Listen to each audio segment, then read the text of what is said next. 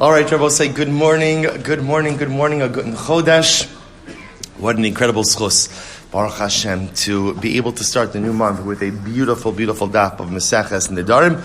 Begin by thanking all of our sponsors, our Talmud Torah sponsors, for the month of Kislev, Haba Aleinu L'Tova, Josh and Becca Friedman, for dedicating all of the shiurim and drushos this month. Le'iloi Nishmas, Josh's father, Yisrael Yehuda ben Rav Chaim Rafael, to commemorate his yahrzeit on Rosh Chodesh Kislev. He worked hard to support his family and quietly sponsored opportunities for mitzvos and Torah learning whenever possible.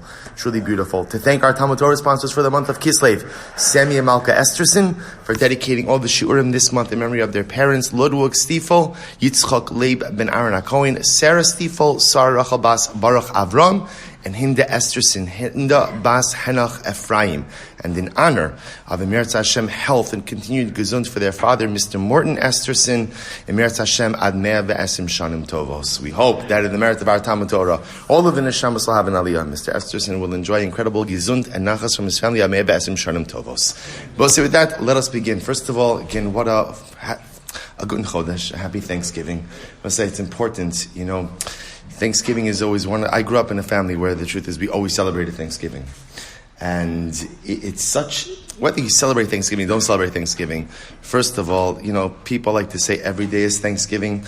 I always say that's like saying every day is Mother's Day, right? Sure, every day is Mother's Day, and I'm not going to take a show of hands of how many people treat their mother or had when their mother was here like it was Mother's Day.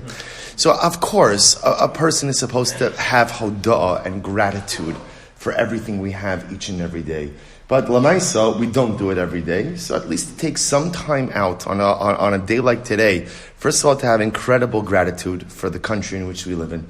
And have incredible gratitude that although we are not yet truly home in Eretz Yisrael, halavai, one day we should be zocheh to be there together, that HaKadosh Baruch Hu has given us a galus. That is a galus, but Baruch Hashem, in a country that has allowed us to flourish in such incredibly beautiful and dramatic ways. And for that, we must be filled with incredibly profound gratitude. And take it as a day, as an opportunity, just as a launch pad, to focus on Hakar Satov that we have to have to HaKadosh Baruch Hu for all the beautiful things in life. There's not one of us here that doesn't have things that are broken or in a state of disrepair. But I would venture to say that for everything that's broken in state of disrepair, there's at least two other things that are working well and Baruch Hashem functioning as they should. And sometimes we lose sight of the good because of the challenges. And today, especially a day, none of you are working except for me, right? So at the end of the day, a day when kind of you're freed from the other responsibilities in the world. To be able just to take a few moments of Hisbodedus and to thank the Ribono Shel Olam for the beautiful brachos that each of us have in life. So whether you eat turkey or not, whatever, that's up to you, right? But l'maisa, to tap in to the spirit of gratitude. Sometimes there's like a vibe. So today, like in this country, there's a spirit of thanksgiving, a spirit of gratitude, and we have to ride that wave in our personal lives as well and find, again, at least a few things to be makir tov to our loved ones for, and most of all to be makir tov to HaKadosh Baruch Hu for. As a result, I will say also welcome, a very special welcome, Baruch Hashem, to some of our long-time devoted DAF attendees who are podcast listeners. To welcome Mr. Fader from Eretz Yisrael, who Baruch Hashem is joining us. Such an incredible schus to have you. To welcome Dr. Weissman from Crossland Road, who's joining us, Baruch Hashem. So it's like Kibbutz Galias. So everyone is coming, Baruch Hashem. Such an incredible schus. So I'll say with that, let us begin. A really, really beautiful daf ahead of us today. So today's daf is daf Lamed. Sorry, getting a little bit of a later start. Today's daf is daf Lamed. We are picking up Emirz Hashem on Chav Tesima Beis 29b, and we left off 3 lines up from the bottom. Yosef Rabbi Avon Rabbi Yitzchak Berebi Kamet Rabbi Yirmiyah. So let's listen to this story. So what happened? So I'll say, by the way, just to reorient ourselves a little bit. Remember, again, we're focusing on one simple case. What's the case? I have netios. I have saplings. What did I do? We're talking now about case number 2 in the Mishnah. So case 2 in the Mishnah was, I say that my saplings should be a carbon, all right, until I cut them down. So what's the halacha? So the Mishnah said, Ein lahem pidyon, they have no redemption. So we had a machlokes bar Pada and Ula as to what exactly that meant. It seemed to be everyone agreed that if I tried to redeem the saplings while they're attached to the ground, what's the halacha? You redeem them, but then they automatically become kodesh again, right? In other words, you can't redeem them when they're attached to the ground. They're stuck in a cycle of kedusha. Just like most of us are stuck in a cycle of Kedusha, right? I'm Kaddish, I'm not Kaddish, I'm Kaddish, I'm not Kaddish. They're stuck in a cycle of Kedusha. So you try to redeem them, they become holy again. What was the machlokes? Now I cut them down. So I will say this was the machlokes. So ultimately, Barpada says, when you cut it down, the saplings still have their Kedusha. So therefore what? You have to redeem them. Ula said, no, once you cut it down, then what? The Kedusha is gone. So if you remember again, this was phrased, the machlokes was phrased as Paka Kedusha B'Kedi. Does Kedusha just go away by itself? Is it possible for Kedusha just to go away by itself? Or does Kedusha always require some type of process in order to remove it? In that, there's a sub-machlokes. What's a sub-machlokes? Well, there are different types of Kedusha. Right? What are the different types of Kedusha? Right? There's Kedushas Haguf and Kedushas Damim. There's physical sanctity and financial sanctity. So what we've also seen is, even if you hold that Kedushas Damim, maybe Kedushas Damim goes away by itself. Maybe financial sanctity could just like evaporate and disappear. But physical sanctity, Kedushas Haguf, so according to some, so that will remain. So two kind of concurrent machloksim, parallel machloksim going on over here. So with that, let's go. Says the Gemara, Yosef Rabbi Abi and Rabbi Yitzchak, Rabbi Kamed Rabbi Yirmiyah. So it was Rabbi Abi and Rabbi Yitzchak. We're sitting before Rabbi Yirmiyah. The Kamenam named Rabbi Yirmiyah. And Rabbi Yirmiyah was dozing.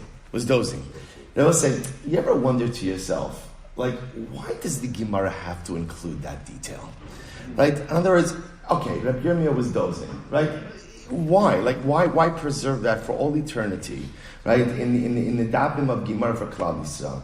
So I've often thought that I think it's a very validating thing to recognize that at sometimes, right, even the greatest people, right, a little bit more checked in, a little bit more checked out. It happens. Sometimes we have like such a high expectation of ourselves that we're always supposed to be tuned in all of the time. And the truth is, it's not really possible. No one's always tuned in all of the time. See, Rabbi Yirmiyah, okay, he's dozing a little bit. So what happens? So Yossi v'Kamri leBarpada. So I will say they were sitting and they said the following. The Barpada the Amr Padan Chozos V'Kosher. So we'll say now, Barpada's position is a twofold position. Number one, if you try to redeem the saplings while they're attached to the ground, they become Kadosh again. That's part one. Part two of Barpada is even after you go ahead and you cut the saplings down, what happens? They're still Kadosh, and you have to go ahead and redeem them. So Tivshot, top of Lamed, Tivshot the by Raboshia. So we'll say, based on Barpada's position, we should be able to answer a question of Raboshia. What did Raboshia say? This is interesting. Hanosein shtei prutos liisha va'amarla. Man gives two prutos to a woman, and he says, Ba'achos hiskachi li hayom, u'ba'achos hiskachi li la'achar she'egar shecha. So he says to her, become mikudeshes to me with one of them today, and then after I divorce you, become mikudeshes to me with the second one. All right, why is someone tax purposes, right? It's end of year. I need a dependent, right? I need whatever. So whatever it is, you're right? I got that. All right, it was very good. Right, so ultimately, again, whatever the Mitzvah says, it doesn't make a difference. But Lamaisa, what he's saying is, here's a pruta for Kiddushin today, and then when I divorce you, this second pruta ultimately again should make you mikudeshes to me. Hachenami dahavi kiddushay. So I will say, based on Barpada's position, this case should actually work. Now, what's the comparison? I will say, so if you take a look at Rashi says over here, actually first, take a look at Rashi, then we'll look at the Ran. So Rashi says, top Rashi, Tivshot Devay Raboshia, Hachanam Davi Kiddushin, Dechi Hechid, V'Hasam Amarla, La'achar She'egar Shecha, Yatsam Mershuso. Then I will say, what's the novelty in this case? The novelty in this case is, he's marrying her, he's already explained he's going to divorce her, and now he wants that second pruta to make her his wife after she has left his rishos. So remember, divorce, the wife leaves the husband in rishos, and then ultimately again that second pruta shall bring you back. So hainu dunya la'achar sheniktzitzu. This is similar to the case of the samplings. After the samplings ultimately again are cut down, they've also, so to speak, left the rishos. La'achar sheniktzitzu sheyoshin mirshus hektish. After the saplings are cut down, remember again in our case in the Mishnah, after the saplings are cut down, they also go ahead and leave the rishos. Whose rishos do they leave? The rishos of hektish. Because remember again, I was only makdish them as long as they stood attached to the ground. And yet what? The matzrich lehu pedia. So you see something very interesting. Even once the saplings are cut down, and they leave the rishus of hekdesh, they're still somewhat in the rishus of hekdesh. What's the raya to that? The fact that they still need redemption indicates that they're still in the rishus of hekdesh. So Traboshia says, if a man says to him, "Mikam mikudeshes me with this pruta," and then I'm going to divorce you, and then ultimately, which means, again, you're going to leave my rishus, and then the second pruta should affect the second kiddushin, that case should work as well. Because you see that even when something leaves your rishus, there is still the ability to retain some level of connection. So they're having this conversation, and what happens? Itar b'hu Rabbi Yirmiyah. Rabbi Yirmiyah woke up. They both say, watch the godless in this. Rabbi Yirmiyah woke up and he said, Amar loho, my kamadisun, pedanhu, the pedan acharon. Why are you comparing the cases? One is a case, ultimately again, where, quote unquote, the owner himself redeemed it, and one is a case of where someone else redeemed it. I will say, before we explain that, how incredible is it to be the kind of person who immediately upon waking up from your dozing is able to go ahead and connect right back into Torah? See, I will say, what that shows is that there are some people that even when they are asleep, still remain spiritually connected. See, that's the godless in this. The way we often work throughout life is we have different states of being. There are times in which I'm spiritually connected, and times in which I'm disconnected. I don't mean disconnected because I'm doing anything bad. I'm just not tuned in. I'm doing whatever else I'm doing in life. And then I tune back in, and then I tune back out. And then there are some people who just constantly and consistently maintain a state of spiritual connectedness. Shabbos said, how do I know which category I fall into?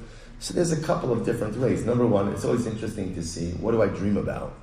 Right? In other words, like in my subconscious side, like what do I dream about? What are the things that swirl around my mind, right? When I'm not conscious, right? Because what you dream about says a lot about what you think about during the day and kind of what your priority system is.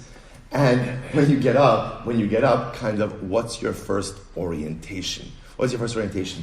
I had someone who came to me the other day, and then we really have to get back to the daf. I had someone who came to me the other day, and he said something so amazing. He said, I said, I'm having a real problem. He's like, I find myself, the halacha is you're not supposed to go ahead and think about Torah in the bathroom. Just like you're not supposed to think about Torah when you wake up in the morning before reciting Birchas HaTorah. That's a machlokas, not before Birchas HaTorah, but l'maisa, at least not in the bathroom. And he said, like, it's hard because like I'm learning and then I'm running to the bathroom. I stopped, I said, I am just so jealous of you. Right? Mamish, that's your problem? That's your problem, right? That you can't shut off the Torah faucet, right? That's the problem. So that's Rabbi Yirmiyah. That's Rabbi Yirmiyah. So Rabbi Yirmiyah, again, he's dosing at the beginning of the story, but right when it kind of like he comes to, he's right in. See, I would say that's what we're aiming for. Not to doze during shir, that's not what I mean. Right? But what we're aiming for, I would say, is like that state of connection. That I'm always connected. Sometimes again actively connected, sometimes passively connected, but that connection is always there. In any event, Rabbi Yirmiyah wakes up and he says, you're comparing apples and oranges. One case is pada'anhu, right? The case of the Mishnah is where I, the owner of the saplings, right, who made the neder, is also trying to redeem them. So if I try to redeem it, this is while they're still attached to the ground, that doesn't work. As opposed to pida'im acherim. Shabbos said, this is very interesting. Pida'im acherim means, if someone else were to come along and try to redeem my saplings, it would work. Take a look at the Ran for just a moment. Actually, I will say, before you look at the Ran, look at the Rush. I know there's a lot of commentaries in the Nedarim. So I will say, the Rush is in the right-hand column, in the lines that look so small, looks like you're not supposed to read it, but you're actually supposed to read it. Right? So the Rush says, my kamedisu, it's right in the middle of the paragraph. My kamedisu, padan hu lepadan acherim, padan hu, yochel lahasnos, l'chishiyifteim v'yu birshuso, shiach shrebikatshu. Aval padan acherim, ein biyado lahasnos amash shebiyad acherim. See, I will say, when I go ahead and I make a neder, that these saplings should be like a carbon until I cut them down. What I'm saying is, even if I try to redeem them, I can't redeem them. They're a carbon. They're in a state of carbon until they are cut down. And similarly again, going with the idea of Barpada, even once they're cut down, that Kedusha remains. If another person were to come along and redeem those stalks, that would work. Why would it work? Because they're not bound by the Neder cycle that I have created. So therefore, Rabbi Yirmiyah says the same thing applies with the Isha. The Isha is a separate entity, right? She's a separate entity. And therefore, again, technically speaking, the second pruta could work because I am not the one involved in creating the cycle. Look at the Ran for just a moment. Lo shana ela shepadam hu, second wide line. Techeva de padam hu, uli olam lo yatsu netios, halal mirshus hekdish, o mirshuso, din hu shi chozros v'kachos. In the case of the sapling, I'm trying to redeem them while they're still attached to the ground. Well, I can't redeem them. Why can't I redeem them? Because I created the cycle. So because I created the cycle, there is no way to break it. Aval, pedoim achirim afilu hechnisam achar kach l'rshuso, ein chozros v'kachos, lefi shemiyat shepedom achirim nistalik rishus b'aylam harishon mehen. Rabbi say, if someone else comes along to go ahead and redeem the saplings, they can. Why? Because they're not stuck in my created cycle. Fine. So therefore again, and the Ran says, one more Ran, and a woman also, the case of the woman, the case of the marriage case, the two prutos, ultimately is a case of like someone who's been redeemed by someone else. Meaning what?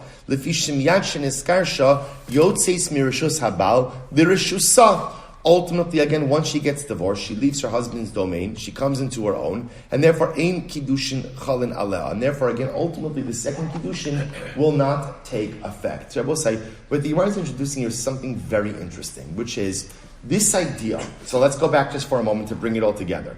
Okay, so this idea that the Mishnah said, I planted saplings, and I said, as long as these saplings are attached to the ground, halacha l'maisa, they're kodesh.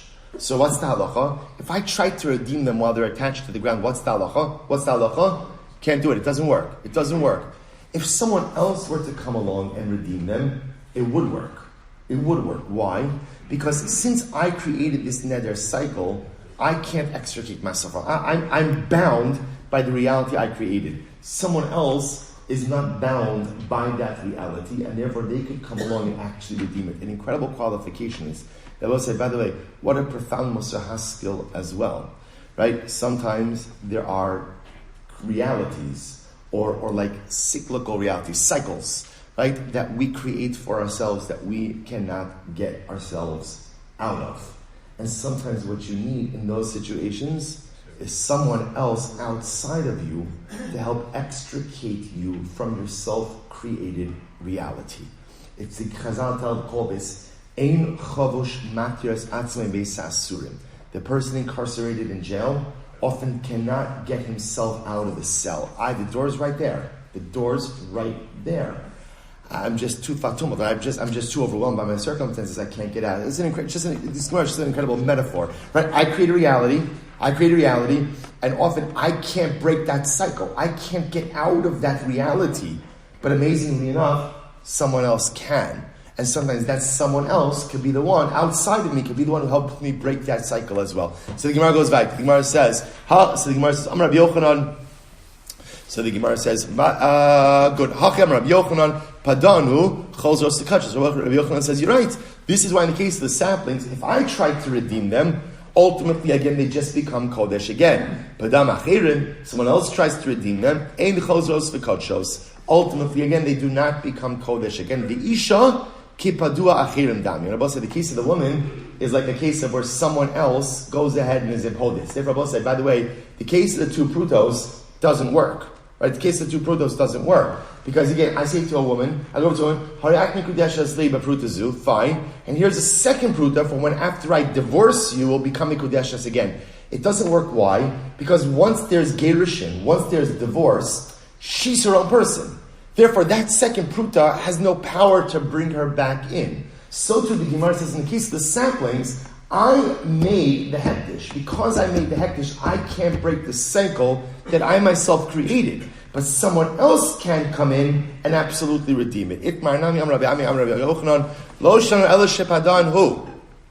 say the halacha is, this idea, the inability to redeem the saplings, only applies when I devour would try to redeem it. Aval pida'om achirim. But ultimately, again, if someone else comes to try to redeem the saplings, ein chozros v'kochos. The redemption worked, and the saplings do not become kodesh. So Rabbi will say, that's the end of the sugya. How do we pass halacha l'maisa? So Rabbi will say, so there are two questions we need to ask ourselves, right? Question number one, and let's really focus ourselves on the second case in the Mishnah. I plant saplings, I own saplings, and I say these saplings should be like a carbon until I cut them down. So we have two questions, right? Rabbi will say, what's question number one? Question number one now is, I decide I want to redeem them from Kodesh. So question number one is, can I do that? Can I, the owner of the saplings, do that? Question number two is, after I go ahead and what? After I go ahead and cut them down, then what?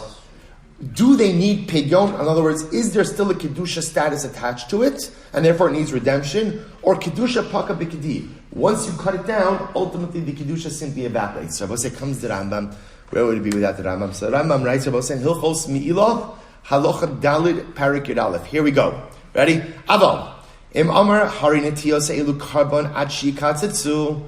If I say these netios should be a carbon until I go ahead and cut them down, eno yachol lifdosam. You cannot redeem them. Why? Shebechol eis sheipadu yachzeru hektish. Right? Because again, every time I redeem it, what happens? There's a cycle. It just becomes hektish again. Okay, so we'll say, so that's halacha number one. So halacha number one is, if you make it hektish, right, you make it like a carbon until it's cut down, you cannot redeem it. If you try to redeem it, it just simply becomes kodesh again. Here we go. The keva sheniktetzu. However, again, I will say, halacha l'maisa, once you cut it down, einon tzrichin pidyon. They do not require any additional redemption. So do we paskin like? We paskin like ula, that kedusha paka bikidi. Kedusha goes away by itself. So once you cut it down, there is no pidyon that is necessary. Kedusha paka bikidi. Now, by the way, the Rambam writes, when is this so? That if you try to redeem it while it's standing, it doesn't work. Kishe padan hamakdish. Aval im padan acher hari elu yotze lechulin afa pi shadayin lo niktzitzu. Shabbos says it's very interesting.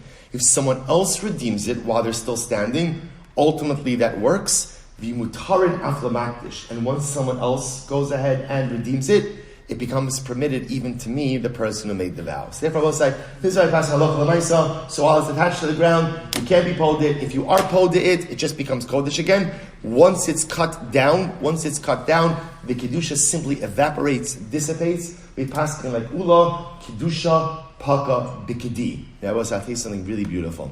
So remember again, this is a case of kedushas domim. Like this case of kedushas domim. This is financial sanctity. So then what the Rambam is saying is that kedushas domim is paka bikedi, just goes away by itself. What about kedushas haguf? What about physical sanctity? What happens with that? So the truth is, I've also listened to this. I'll share you something very beautiful in the name of the Imre Emes, the Ger Rebbe. So the Rebbe is listening to this.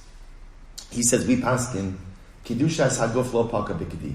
Right? Physical sanctity does not go by itself. The truth is, that's how the Rambam paskins as well, that physical sanctity needs some type of redemption. But listen to the words of the Rebbe. He says, Efshel lahabiraya mida amra Torah va'acher yishte hanazir yayin. The Torah, when speaking about a nazir, says like this, that after the nazir finishes his Nazirite vow, right, afterwards the nazir could drink wine.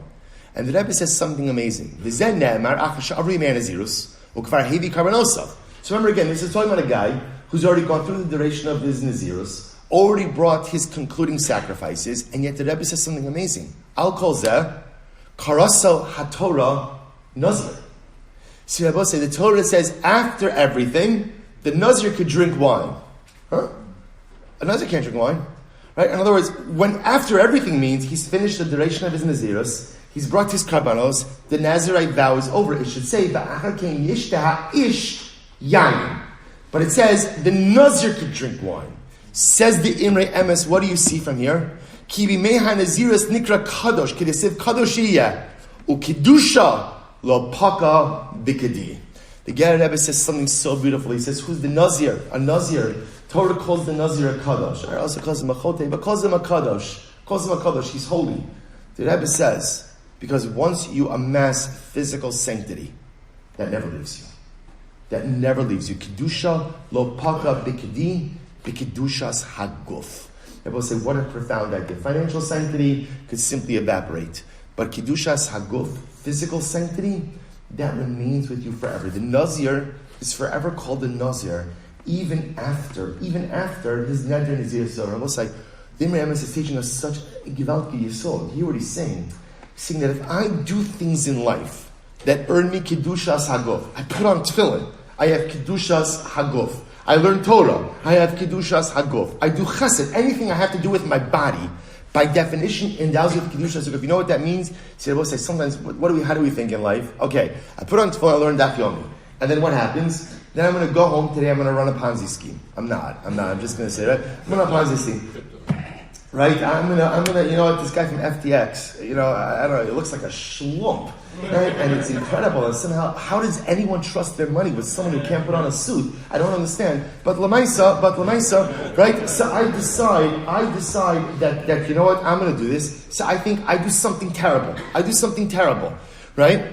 And now I think that what ends up happening is that terrible thing wipes out all of the Kiddusha that I've acquired up until this point. The Gemara tells us, not true. Kiddusha lo paka bikedi. Kedushas Haguf doesn't go anywhere. Once you've earned it, it's yours for eternity. Once you've earned it, there's nothing you could do, no matter the most heinous aveira, that could wipe that out. There's an accounting for my aveiras. That's for sure. But Lamais, at the end of the day, once you have that Kedushas Haguf, that's right. And I will say, by the way, we have to get back to the daf, but understand, it's that idea, that concept, that Kedushas Haguf Lo Paka Bekedi, that's the foundation stone for tshuva. Why is tshuva possible? I've done so many bad things in my life, and the truth is, the bad things eclipse the good things. How is tshuva possible? Tshuva is possible because the Kedushas Haguf I've acquired over the journey of life, it never leaves. No matter how many terrible things. So that means, by definition, I am vested with this spiritual goodness that doesn't leave me, that is always a part of me. That's why tshuva is possible. So that's how we paskin halacha l'maisa and hashkafa l'maisa. So again, halacha l'maisa, kedushas damim paka begedi. Financial sanctity could just evaporate. Kedushas haguf, halacha l'maisa, doesn't evaporate, needs pidyon. And hashkafa l'maisa, whatever kedushas haguf you acquire, Emirtz Hashem is yours forever. Let's go back to Vosei Mishnah. Noder Miyar De'ayam. Great cases. Again, I will say the rest of the daf moves quickly. Yeah, maybe. I know that Miyar De'ayam. Guy makes a neder, I'm not going to get any benefit from anyone who travels on the sea. Yar De'ayam. Literally means like someone travels by sea. So what's the halacha? Okay, so you can't get benefit from sailors. Right? You can't get benefit from people who travel by sea, but you can get benefit from land dwellers. Miyoshe Yabasha. So, okay, Miyoshe Yabasha. Let's say I make a neder. I will not get any benefit from anyone who lives on land. Aser Miyar Dehayam. So you can't get benefit. Miyoshe Yabasha. Hanonu Miyar Dehayam, Mutam Miyoshe Yabasha. Umiyoshe Yabasha. Aser Miyar Dehayam. Shiyar Dehayam Bechal Yoshe Yabasha. Now, this is interesting. If I make a neder that I'm not going to get benefit from sailors, I can get benefit from land dwellers. But if I make a neder, I'm not going to get benefit from land dwellers. I can't get benefit from land dwellers and sailors. Why? Because even sailors ultimately come back on land. Yoshve Yabasha includes everyone. Lo ke'elu sholchem me'akol yafo, ela b'misha darko lefarish. And we're not talking about people who just take a short boat trip from Akko to Yafo, but rather Yard Hayam really refers to people who go out on the open seas. So we'll say, we're going to see, it's not clear what that last line is attached to. So here we go. Says the Gemara, Chad masni aresha, v'chad masni asefa. So we'll say, two different opinions as to how to read that last line of the Mishnah. Is the last line of the Mishnah modifying the Resha, or is it modifying the Seifa? So here we go. Mandatani Resha, so the opinion that says that the last line modifies the Resha, Masni Hachi, learns as follows. Here we go. Both say last line, Lamed Amud Aleph. Hanoder, Miyar Dehayam. Person makes a neder, I'm not going to get any benefit from sailors. Mutter Biyoshve Yabasha. He is permitted to get benefit from land dwellers. Fine. So Ha Biyar Dehayam Asar. But to be clear, you can't get benefit from sailors. Now comes the last line of the Mishnah. By the way, what's the definition of a sailor? V'lo ke'elu ha'amim beis. V'lo ke'elu ha'holchem me'akol v'yafo da'alon yoshve yabasha ninu el mimisha darko lefarish. And by the way, when you make a neder not to get hana from sailors. What's a sailor, Abosai? Sailor is not the guy who takes his rowboat, from Yafo to Akko. Sailor is someone who what? Goes out on the great seas, on the open seas. So again, that's the first understanding, that even if you make a neder not to get benefit from sailors, ultimately, again, that's what's the definition of a sailor? So the Mishnah defines what it's not. It's not the guy who takes his little boat out from Akko to Yafo. From Akko to Yafo. Remember again, if you go from Akko, how do you go from Akko to Yafo? Yafo to Akko? You just hug the coastline. That's the idea over here. So apparently, again, the Gemara says it's not real sailing if you're hugging the coastline. I'm sorry? Like the water taxis, right. You're not the hayam, right, if you go on the water taxi. That's true. Yeah.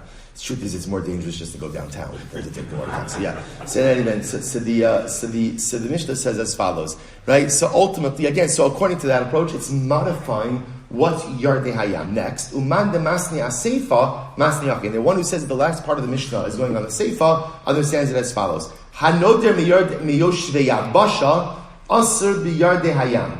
So I will say, if a person makes a neder, I'm not going to get any benefit from land dwellers. Now remember again, if you're not going to get any benefit from land dwellers, who does that include? Everyone, right? It includes ultimately, again, land dwellers and sailors. Because at the end of the day, everyone is called a land dweller. He says, Asr biyardei hayam, v'lo be'ila hochem me'akal yafal bilvad. Now, lest you think it only applies to those sailors who really hug the coastline, like from Akko to Yafo, but maybe like real sailors who maybe even spend the most of their lives on the open seas. Maybe they're not covered by Osha Yabasha.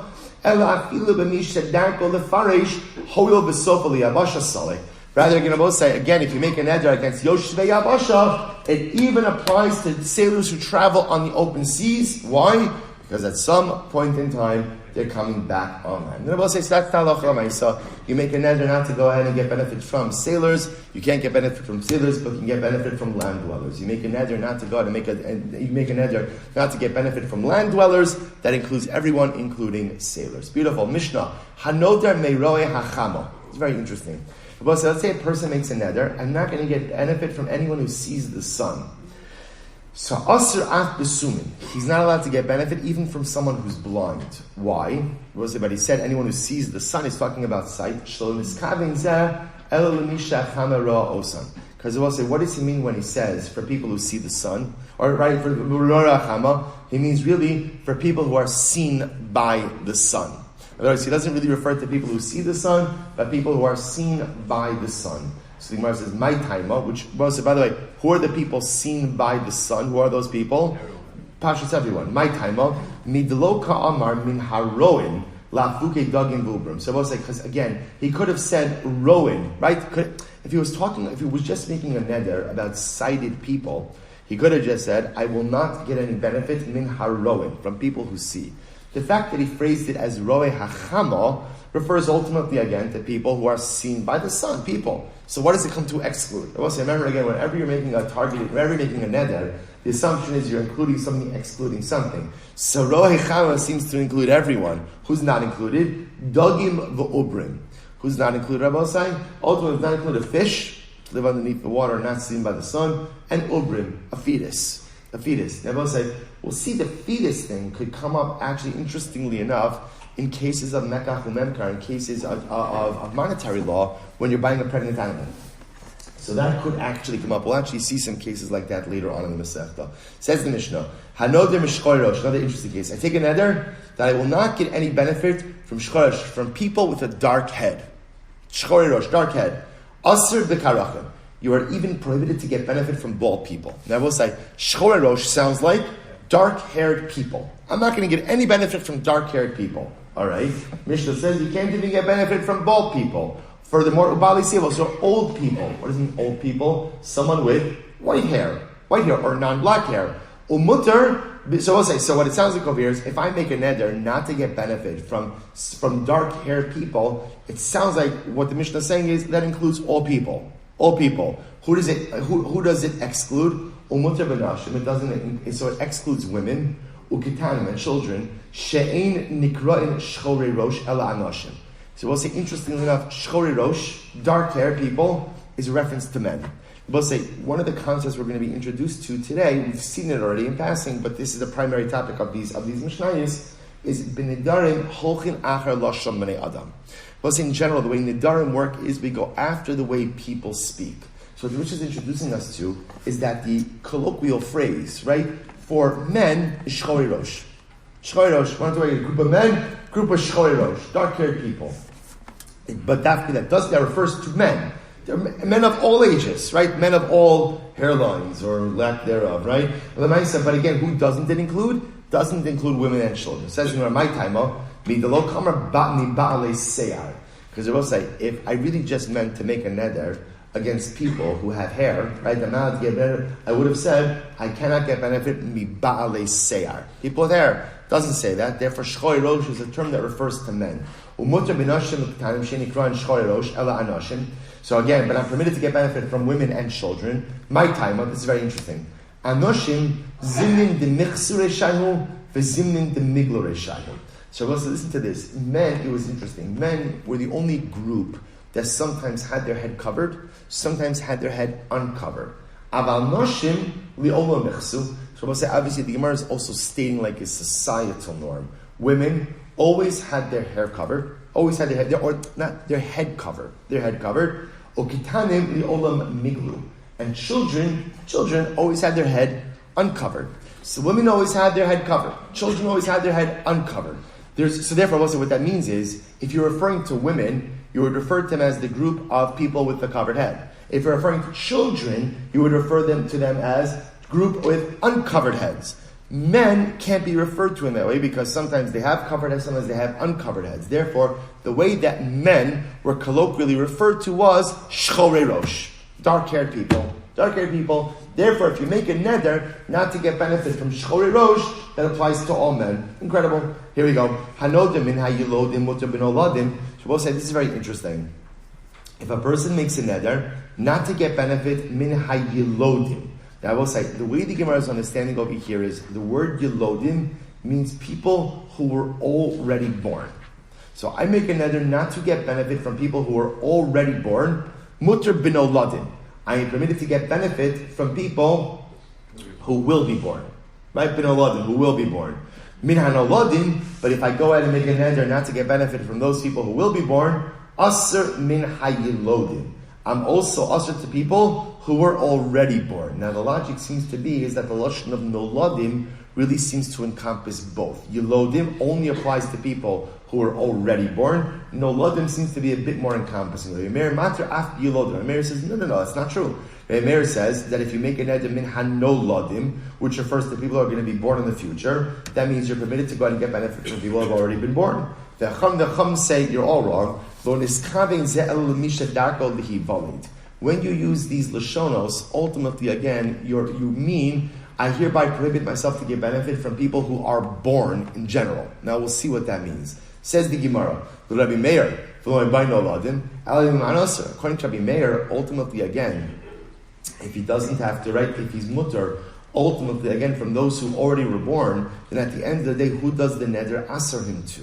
To which the Gemara says, you're right. There's a piece missing from the Mishnah. Here's how you have to read the Mishnah. Hanoder min hayilodim. So we'll say, let's just follow this through. Someone makes a neder not to get benefit from yilodim. Now again, yilodim means those who are already born. Mutar bin oladim will be mutar to get benefit from those who will be born.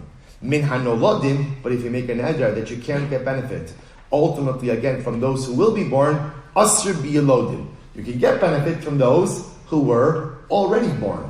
Rabbi Meir says no. Even one who makes a neder not to get benefit from the noladim, which means again future born, is even permitted to go ahead and get benefit from yolodim. Why? So also Rabbi Meir feels be consistent. The same way if you make a neder not to get hana from the yolodim, you can get benefit from the noladim. So ultimately if you make a neder not to get benefit from the noladim, you can get benefit from the yolodim. So Papa says, Abai, 1 second. Can we go back and talk about our terms for just a moment? Lememra, I will say, now the way, just to remember, how is the Gemara using these terms?